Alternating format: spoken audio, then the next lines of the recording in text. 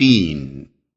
نام، پہلے ہی لفظ التین کو اس سورہ کا نام قرار دیا گیا ہے۔ زمانہ نزول، قتادہ کہتے ہیں کہ یہ سورہ مدنی ہے۔ ابن عباس رضی اللہ عنہ سے دو قول منقول ہیں، ایک یہ کہ یہ مکی ہے اور دوسرا یہ کہ مدنی ہے، لیکن جمہور علماء اسے مکی ہی قرار دیتے ہیں، اور اس کے مکی ہونے کی کھلی ہوئی علامت یہ ہے کہ اس میں شہر مکہ کے لیے ھذا البلد الامین، یہ پرامن شہر کے الفاظ استعمال کیے گئے ہیں۔ ظاہر ہے کہ اگر اس کا نزول مدینے میں ہوا ہوتا تو مکہ کے لیے یہ شہر کہنا صحیح نہیں ہو سکتا تھا۔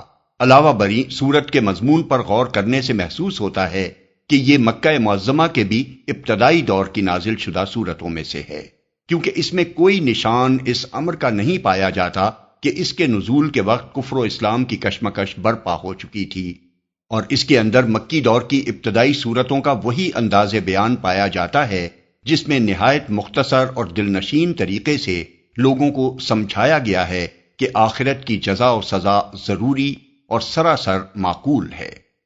موضوع اور مضمون، اس کا موضوع ہے جزا و سزا کا اثبات۔ اس غرض کے لیے سب سے پہلے جلیل القدر انبیاء کے مقامات ظہور کی قسم کھا کر فرمایا گیا ہے کہ اللہ تعالیٰ نے انسان کو بہترین ساخت پر پیدا کیا ہے، اگرچہ اس حقیقت کو دوسرے مقامات پر قرآن مجید میں مختلف طریقوں سے بیان کیا گیا ہے۔ مثلا کہیں فرمایا کہ انسان کو خدا نے زمین میں اپنا خلیفہ بنایا اور فرشتوں کو اس کے آگے سجدہ کرنے کا حکم دیا، البقرہ 30 تا 34، الانعام 165، الاعراف 11، الحجر 28 اور 29، النمل 62، صاد 71 تا 73۔ کہیں فرمایا کہ انسان اس امانت الہی کا حامل ہوا ہے جسے اٹھانے کی طاقت زمین و آسمان اور پہاڑوں میں بھی نہ تھی، الاحزاب 72۔ کہیں فرمایا کہ ہم نے بنی آدم کو عزت بخشی اور اپنی بہت سی مخلوقات پر فضیلت عطا کی، بنی اسرائیل 70۔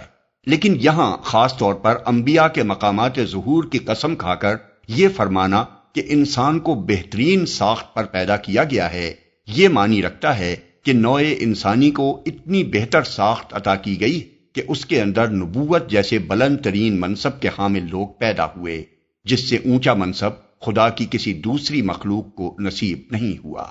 اس کے بعد یہ بتایا گیا ہے کہ انسانوں میں دو قسمیں پائی جاتی ہیں، ایک وہ جو اس بہترین ساخت پر پیدا ہونے کے بعد برائی کی طرف مائل ہوتے ہیں اور اخلاقی پستی میں گرتے گرتے اس انتہا کو پہنچ جاتے ہیں جہاں ان سے زیادہ نیچ کوئی دوسری مخلوق نہیں ہوتی۔ دوسرے وہ جو ایمان و عمل صالح کا راستہ اختیار کر کے اس گراوٹ سے بچ جاتے ہیں اور اس مقام بلند پر قائم رہتے ہیں جو ان کے بہترین ساخت پر پیدا ہونے کا لازمی تقاضا ہے۔ نوع انسانی میں ان دونوں قسموں کے لوگوں کا پایا جانا ایک ایسا امر واقعی ہے جس سے انکار نہیں کیا جا سکتا، کیونکہ اس کا مشاہدہ انسانی معاشرے میں ہر جگہ ہر وقت ہو رہا ہے۔ آخر میں اس امر واقعی سے یہ استدلال کیا گیا ہے کہ جب انسانوں میں یہ دو الگ الگ اور ایک دوسرے سے قطعی مختلف قسمیں پائی جاتی ہیں تو پھر جزائے اعمال کا کیسے انکار کیا جا سکتا ہے؟ اگر پستی میں گرنے والوں کو کوئی سزا اور بلندی پر چڑھنے والوں کو کوئی اجر نہ ملے اور انجام کار دونوں کا یکساں ہو تو اس کے معنی یہ ہیں کہ خدا کی خدائی میں کوئی انصاف نہیں ہے، حالانکہ انسانی فطرت اور انسان کی عقل عام یہ تقاضا کرتی ہے کہ جو شخص بھی حاکم ہو وہ انصاف کرے۔ پھر یہ کیسے تصور کیا جا سکتا ہے کہ اللہ جو سب حاکموں سے بڑا حاکم ہے وہ انصاف نہیں کرے گا؟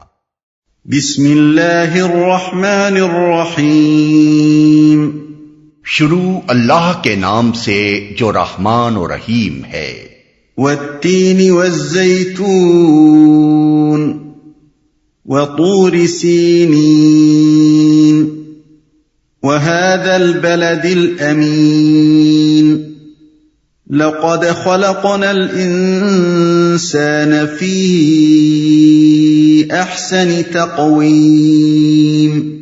قسم ہے انجیر اور زیتون کی اور طور سینا اور اس پرامن شہر مکہ کی، ہم نے انسان کو بہترین ساخت پر پیدا کیا۔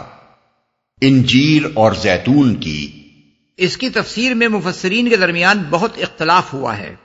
حسن بصری، اکرمہ، عطا بن ابی رباح، جابر بن زید، مجاہد اور ابراہیم نخعی رحمہم اللہ کہتے ہیں کہ انجیر سے مراد یہی انجیر ہے جسے لوگ کھاتے ہیں، اور زیتون بھی یہی زیتون ہے جس سے تیل نکالا جاتا ہے۔ ابن ابی حاتم اور حاکم نے ایک قول حضرت عبداللہ بن عباس رضی اللہ عنہ سے بھی اس کی تائید میں نقل کیا ہے، اور جن مفسرین نے اس تفسیر کو قبول کیا ہے انہوں نے انجیر اور زیتون کے خواص اور فوائد بیان کر کے یہ رائے ظاہر کی ہے کہ اللہ تعالیٰ نے انہی خوبیوں کی وجہ سے ان دونوں پھلوں کی قسم کھائی ہے۔ اس میں شک نہیں کہ عام عربی داں تین اور زیتون کے الفاظ سن کر وہی معنی لے گا جو عربی زبان میں معروف ہیں، لیکن دو وجوہ ایسے ہیں جو یہ معنی لینے میں مانع ہیں۔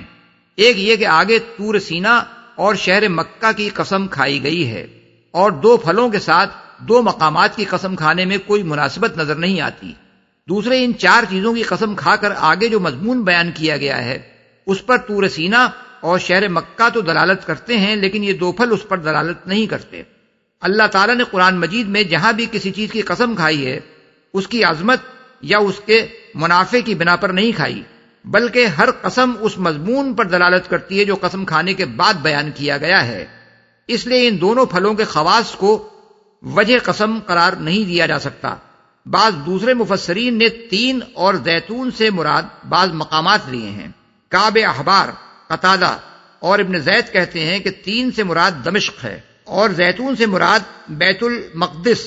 ابن عباس رضی اللہ عنہ کا ایک قول ابن جریر، ابن ابی حاتم اور ابن مردویہ نے یہ نقل کیا ہے کہ تین سے مراد حضرت نوح کی وہ مسجد ہے جو انہوں نے جودی پہاڑ پر بنائی تھی، اور زیتون سے مراد بیت المقدس ہے۔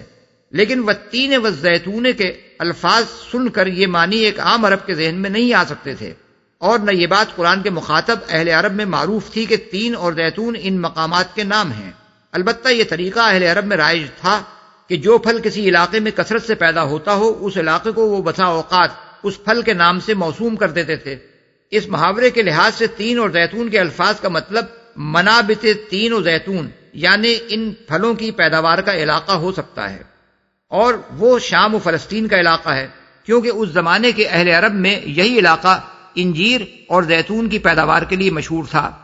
ابن تیمیہ، ابن القیم، زمخشری اور آلوسی رحمہم اللہ نے اسی تفسیر کو اختیار کیا ہے، اور ابن جریر نے بھی اگرچہ پہلے قول کو ترجیح دی ہے مگر اس کے ساتھ یہ بات تسلیم کی ہے کہ تین اور زیتون سے مراد ان پھلوں کی پیداوار کا علاقہ بھی ہو سکتا ہے۔ حافظ ابن کثیر نے بھی اس تفسیر کو قابل لحاظ سمجھا ہے۔ طور سینا اصل میں طور سینین فرمایا گیا ہے۔ سینین جزیرہ نمائے سینا کا دوسرا نام ہے، اس کو سینا یا سینا بھی کہتے ہیں، اور سینین بھی۔ خود قرآن میں ایک جگہ طور سینا کے الفاظ استعمال کیے گئے ہیں۔ اب چونکہ وہ علاقہ جس میں کوہ طور واقع ہے سینا ہی کے نام سے مشہور ہے، اس لیے ہم نے ترجمے میں اس کا یہی مشہور نام درج کیا ہے۔ بہترین ساخت پر پیدا کیا، یہ ہے وہ بات جس پر انجیر و زیتون کے علاقے یعنی شام و فلسطین اور کوہ طور اور مکے کے پرامن شہر کی قسم کھائی گئی ہے۔ انسان کے بہترین ساخت پر پیدا کیے جانے کا مطلب یہ ہے کہ اس کو وہ اعلیٰ درجے کا جسم عطا کیا گیا ہے جو کسی دوسری جاندار مخلوق کو نہیں دیا گیا، اور اسے فکر و فہم اور علم و عقل کی وہ بلند پایا قابلیتیں بخشی گئی ہیں جو کسی دوسری مخلوق کو نہیں بخشی گئیں۔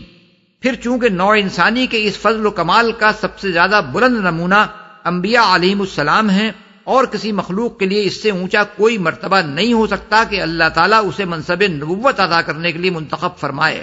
اس لیے انسان کے احسن تقویم پر ہونے کی شہادت میں ان مقامات کی قسم کھائی گئی ہے جو خدا کے پیغمبروں سے نسبت رکھتے ہیں۔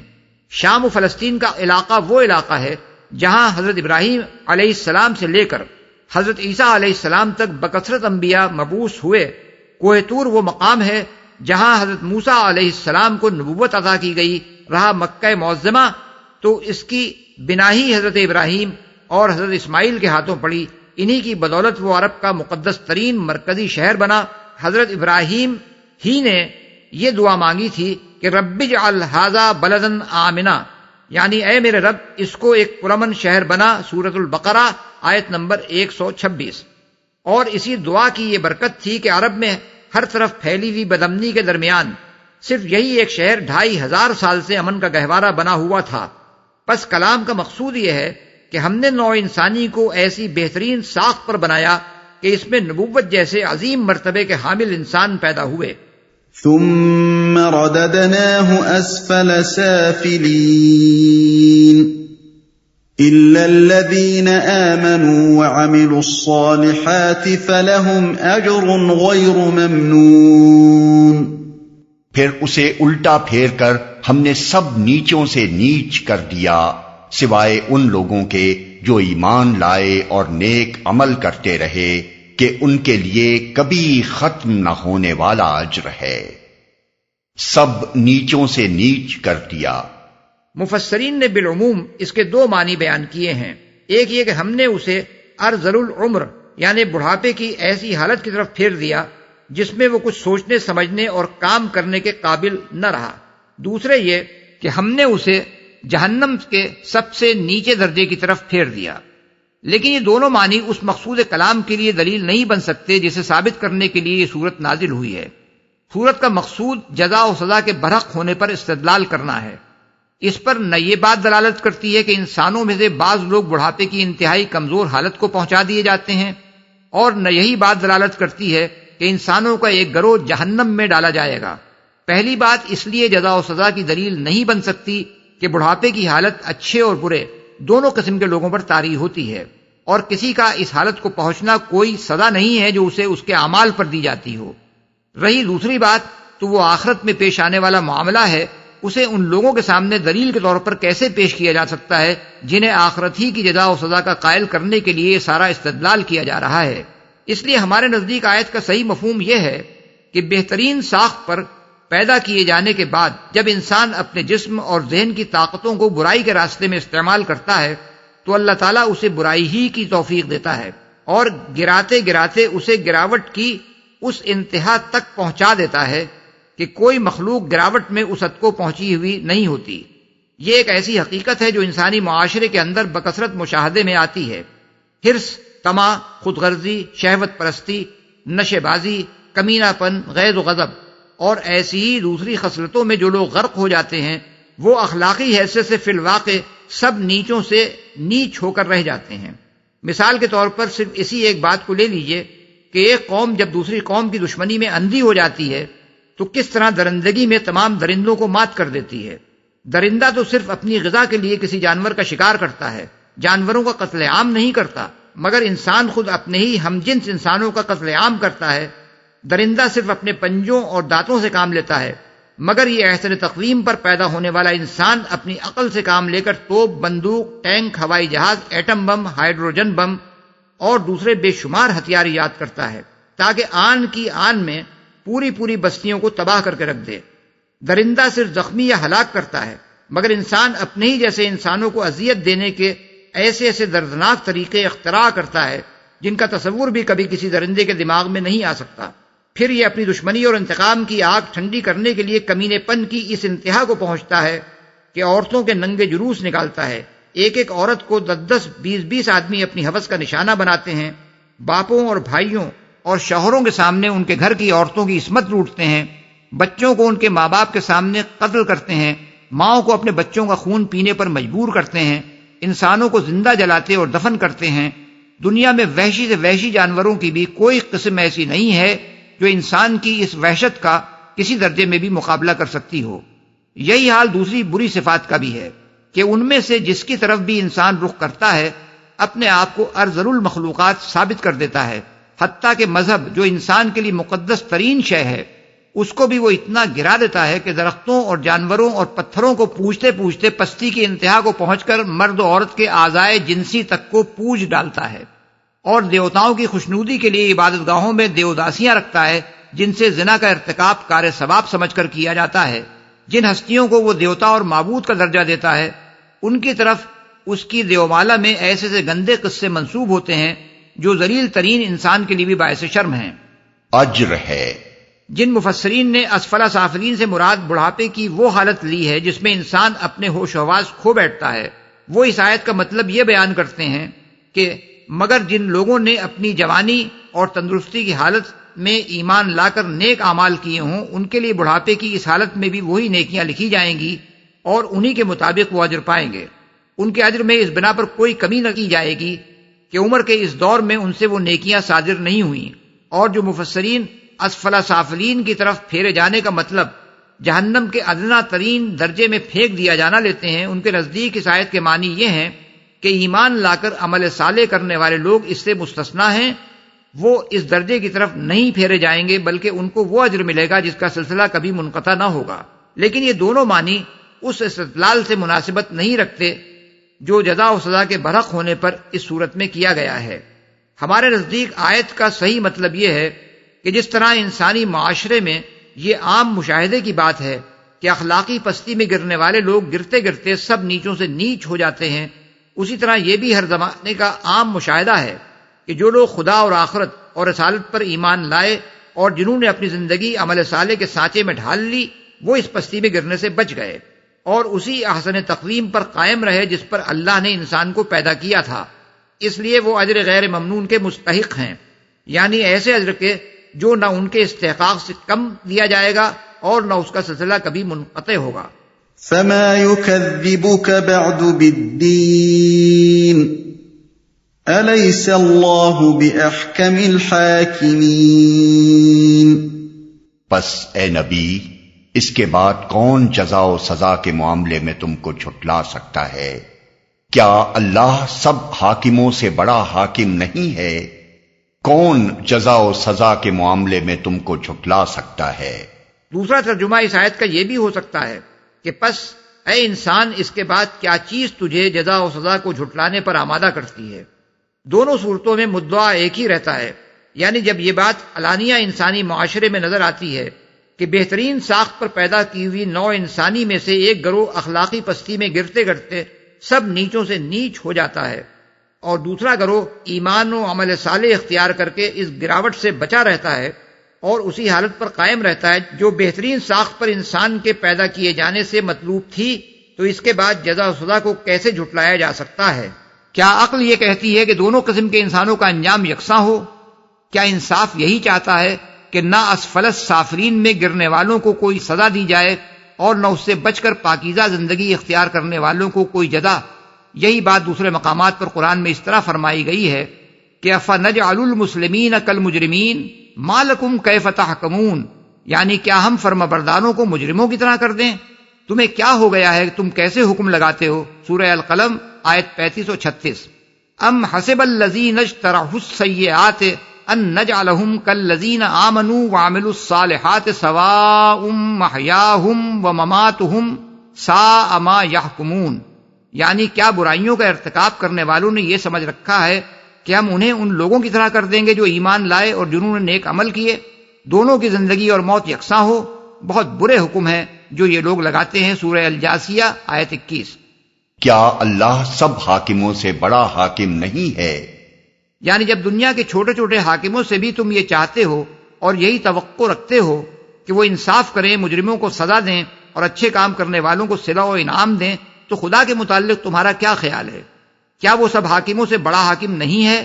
اگر تم اس کو سب سے بڑا حاکم مانتے ہو تو کیا اس کے بارے میں تمہارا یہ خیال ہے کہ وہ کوئی انصاف نہ کرے گا؟ کیا اس سے تم یہ توقع رکھتے ہو کہ وہ برے اور بھلے کو ایک جیسا کر دے گا؟ کیا اس کی دنیا میں بدترین افعال کرنے والے اور بہترین کام کرنے والے دونوں مر کر خاک ہو جائیں گے اور کسی کو نہ بدعمالیوں کی سزا ملے گی نہ حسن عمل کی جزا؟